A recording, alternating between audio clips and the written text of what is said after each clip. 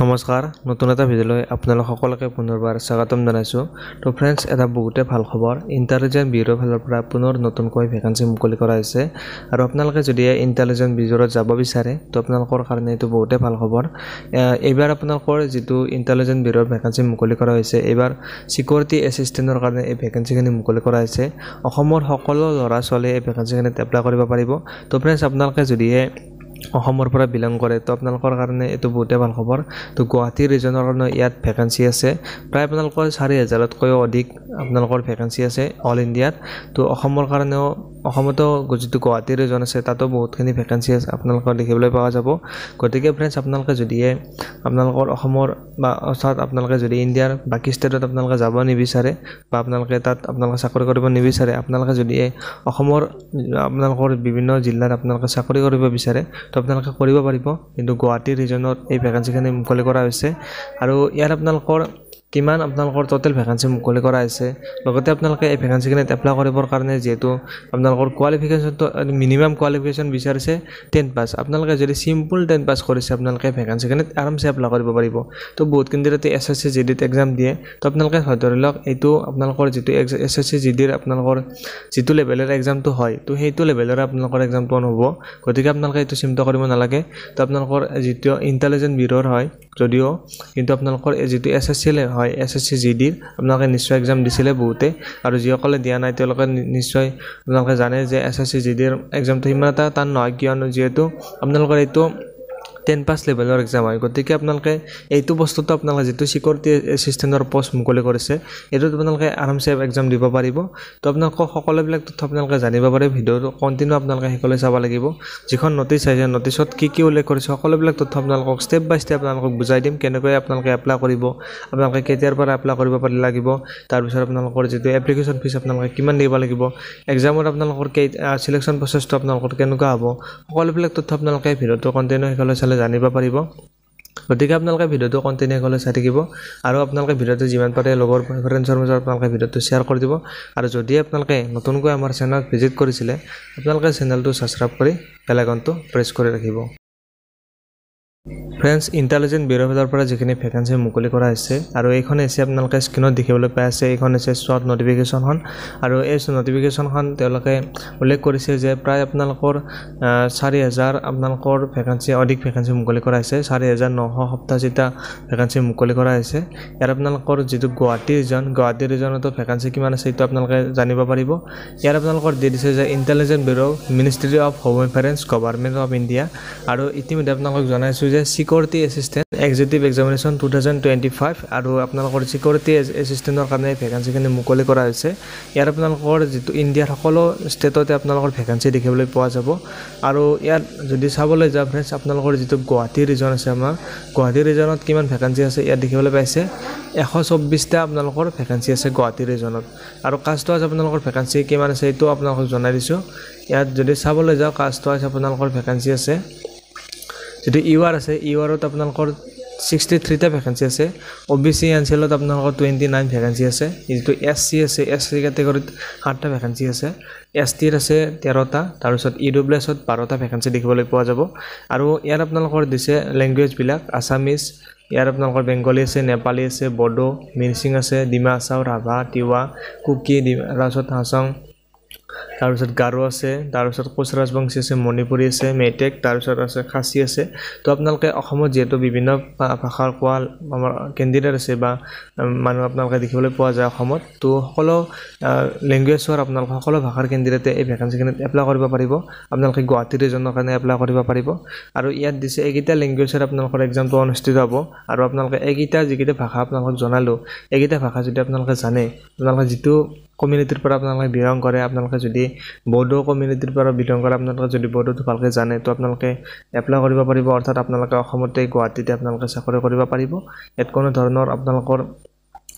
confusion নাথাকিব আৰু কাৰণ ইয়াত আপোনালোকৰ যেটো তেওঁলোকে বিচাৰিছে যে আপোনালোকে যিখন ষ্টেটৰ কাৰণে আপোনালোকে এপ্লাই কৰে সেই ষ্টেটখনৰ আপোনালোকে লোকেল ল্যাঙ্গুৱেজটো আপোনালোকে জানিব লাগিব এইটো কথা আপোনালোকে মন কৰিব আৰু ইয়াৰ আপোনালোকৰ টোটাল আপোনালোকৰ যদি চাবলৈ যাওঁ ইউআৰত আপোনালোকৰ আছে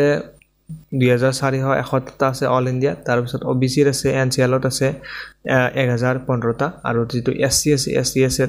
আছে আপোনালোকৰ 576টা আছে তাৰপিছত যেটো আপোনালোকৰ ST আছে STৰ আপোনালোকৰ আছে ভ্যাকেন্সি টোটাল 426টা আছে EWS ত 500 এটা ভ্যাকেন্সি আপোনালোকৰ অল ইণ্ডিয়াত দেখিবলৈ পোৱা যাব টোটাল আপোনালোকৰ 4987টা ভ্যাকেন্সি মুকলি কৰিছে তাৰ ভিতৰত অসমত যেটো গুৱাহাটী আছে গুৱাহাটীৰ আপোনালোকৰ 126টা ভ্যাকেন্সি দেখিবলৈ পোৱা যাব এইখিনি বিষয় আপোনালোকে নিশ্চয় গম পালে এতিয়া আপোনালোকৰ যেটো পোষ্ট হয় হেতু আছে জেনাৰেল সেন্ট্ৰেল সাৰ্ভিস আৰু গ্ৰুপ সি ভ্যাকেন্সি হয় তো নন গেজেটেড নন মিনিষ্ট্ৰিয়েল এটো ভ্যাকেন্সি হয় আৰু ইয়াৰ আপোনালোকৰ এটা ভাল স্যালাৰি আপোনালোকে লাভ কৰিব যদি আপোনালোকে চাকৰি লাভ কৰে ভ্যাকেন্সিটো এই পোষ্টত আপোনালোকে তো ইয়াৰ আপোনালোকৰ স্যালাৰিটো দি দিছে 21700 ৰ পৰা 29100 টকা আপোনালোকে স্যালাৰি লাভ কৰিব আৰু এটো হৈছে বেসিক পে লগতে আপোনালোকৰ এলাউন্স যেটো লাভ কৰিব এটা এলাউন্স আপোনালোকৰ ইণ্ডিয়াৰ যিবিলাক এলাউন্স আপোনালোকে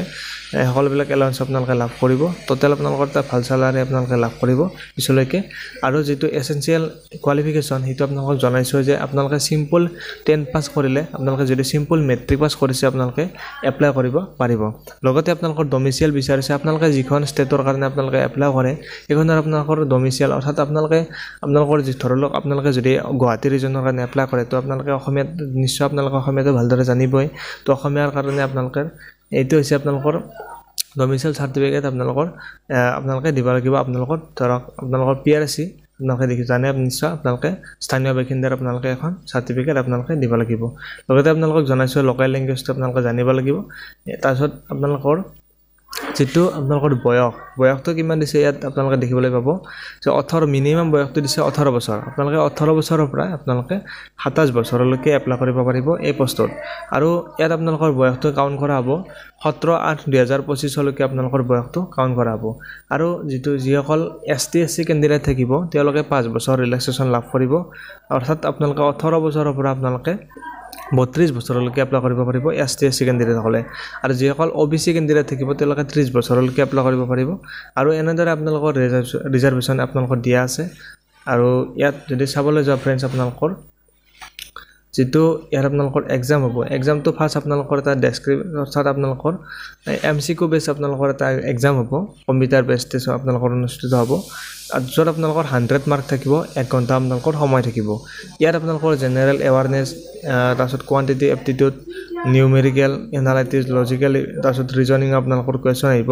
ইংলিছৰ পৰা আপোনালোকৰ কোৱেশ্চন আহিব তাৰপিছত আপোনালোকৰ জেনাৰেল ষ্টাডিজৰ আপোনালোকৰ কোৱেশ্চন থাকিব তাৰপিছত আপোনালোকৰ যেটো এইটো আপোনালোকৰ টায়াৰ 1 হ'ব আৰু যেটো আপোনালোকৰ টায়াৰ 2 হ'ব তাৰ আপোনালোকৰ ৰিটেন এক্সাম এটা অনুষ্ঠিত হ'ব আপোনালোকৰ ডেসক্ৰিপটিভ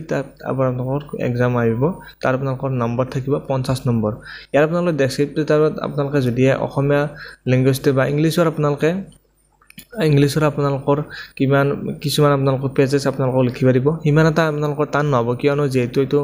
10 লেভেলৰ এক্সাম হয় গতিকে আপোনালোকে ইমান চিন্তা কৰিব নালাগে কাৰণ এইটো ইমান এটা আপোনালোকৰ এক্সামটো টান নহব ডেসক্ৰিপটিভ হলে আপোনালোকৰ ইমান এটা এক্সামটো টান নহব যেহেতু এইটো 10 লেভেলৰ এক্সাম হয় আৰু তাৰ পিছত আপোনালোকৰ টায়াৰ 3 আপোনালোকৰ ইন্টাৰভিউ আপোনালোকৰ পাৰ্সোনেল এছেছমেন্ট টেষ্ট আপোনালোকৰ লোৱা হ'ব যত আপোনালোকৰ ইন্টাৰভিউ অৰ্থাৎ 5 আপোনালোকৰ লোৱা হ'ব তাত আপোনালোকৰ 50 নম্বৰ থাকিব এটোৰ বিষয়ে আপোনালোকে নিশ্চয় গম পালে ইয়াৰ পিছত আপোনালোকৰ কেতিয়াৰ পৰা আপোনালোকে এই ভ্যাকেন্সিখিনিত এপ্লাই কৰিব লাগিব এপ্লাই কৰিব পাৰিব এই ভ্যাকেন্সিখিনিত আপোনালোকে যেহেতু এতিয়া আপোনালোকৰ নটিচ শৰ্ট নটিফিকেশন আহিছে ইয়াৰ আপোনালোকে 26 জুলাই 26 তাৰিখৰ পৰা আপোনালোকে ভ্যাকেন্সিখিনিত এপ্লাই কৰিব পাৰিব আৰু লাষ্ট ডেটটো দিছে 17 আগষ্টলৈকে আপোনালোকে এই ভ্যাকেন্সিখিনিত এপ্লাই কৰিব পাৰিব এটোৰ বিষয়ে আপোনালোকে নিশ্চয় গম পালে তাৰ পিছত আপোনালোকৰ যদি চাবলৈ যাও ফ্ৰেন্ডছ আপোনালোকে যেটো এপ্লাই কৰোতে আপোনালোকে এপ্লিকেশন ফিস আপোনালোকে দিব লাগিব এপ্লিকেশন ফিসটো আপোনালোকে কিমান দিব লাগিব ইয়াত জনা দিছো অল ক্যান্ডিডেট সকলো ক্যান্ডিডেটে আপোনালোকে ৰিক্ৰুটমেন্ট প্ৰসেসিং চাৰ্জ এটা আপোনালোকে দিব লাগিব তাত আপোনালোকে 500 টকা 550 টকা আৰু লগতে আপোনালোকৰ এক্সামিনেশন ফিস আপোনালোকে দিব লাগিব যিসকল জেনাৰেল মেল ক্যান্ডিডেট আছে মেল ক্যান্ডিডেটৰ যিসকল জেনাৰেল EWS OBC ক্যান্ডিডেট থাকিব তেওঁলোকে তাৰে লগত আপোনালোকে 550 টকা লগত 100 টকা আপোনালোকে যোগ কৰি আপোনালোকে 650 টকা এপ্লিকেশন ফিস আপোনালোকে দিব লাগিব আৰু বাকি যিসকল ফিমেল ক্যান্ডিডেট থাকিব ST/SC ক্যান্ডিডেট থাকিব তেওঁলোকে 550 টকা আপোনালোকে এপ্লিকেশন ফিস আপোনালোকে দিলে হ'ব এইটোৰ বিষয়ে আপোনালোকে নিশ্চয় গম পালে ইয়াত আপোনালোকৰ সকলোবিলাক যিখিনি আপোনালোকৰ শৰ্ট নটিফিকেশ্যনত উল্লেখ কৰিছে সকলোবিলাক তথ্য আপোনালোকক জনালো ষ্টেপ বাই ষ্টেপ আপোনালোকে যদি এপ্লাই কৰিব বিচাৰে আপোনালোকে যদি যাব বিচাৰে ইন্টেলিজেন্ট ব্যুৰ সিকিউৰিটি এসিস্টেন্টত আপোনালোকে এপ্লাই কৰিব পাৰে এটো এটা ভাল পোষ্ট হয় তো আপোনালোকে ইমান যেটো 10 লেভেলৰ এক্সাম হ'ব আপোনালোকে বেছি আপোনালোকৰ এক্সামটো টান নহব গতিকে আপোনালোকে এই ভ্যাকেন্সিখিনিত এপ্লাই কৰিব পাৰে অসমত এটা ভাল ভ্যাকেন্সি আপোনালোকে দেখিবলৈ পোৱা যাব 124টা ভ্যাকেন্সি আছে মানে অসমৰ কাৰণে তো বহুত ভ্যাকেন্সি হয় গতিকে আপোনালোকে এপ্লাই কৰিব পাৰে যদি আপোনালোকৰ কোৱালিফিকেশন মিলে বয়স মিলে গতিকে এইখিনি আছিল আপোনালোকক জনাবলগীয়া ডিটেইলছখিনি আপোনালোকে যদি ভিডিওটো ভাল পালে তো আপোনালোকে ভিডিওটোত এটা লাইক কৰি দিব আৰু চেনেলটোত আপোনালোকে যদি নতুনকৈ ভিজিট কৰিছিল আপোনালোকে চেনেলটো সাবস্ক্ৰাইব কৰি বেল আইকনটো প্ৰেছ কৰি ৰাখিব